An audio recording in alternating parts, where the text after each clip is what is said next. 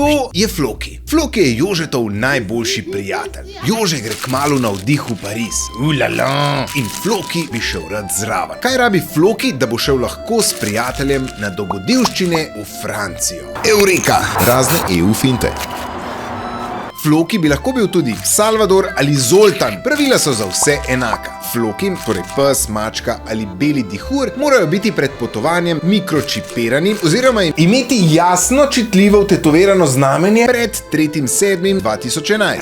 Cepljeni proti steklini in zdravljeni proti trakuli Echinococcus multilocularis. V resnici to ni pogoj za Francijo, to velja samo za Finsko, Irsko, Malto in Norveško. Tako, zdaj veš, kaj rabijo psi, mačke in beli dihuri, da dobijo evropski potni list za hišne živali. Na spletni strani Tvoja Evropa pa najdeš pogoje za ostale živali, ki jih določajo nacionalni predpisi.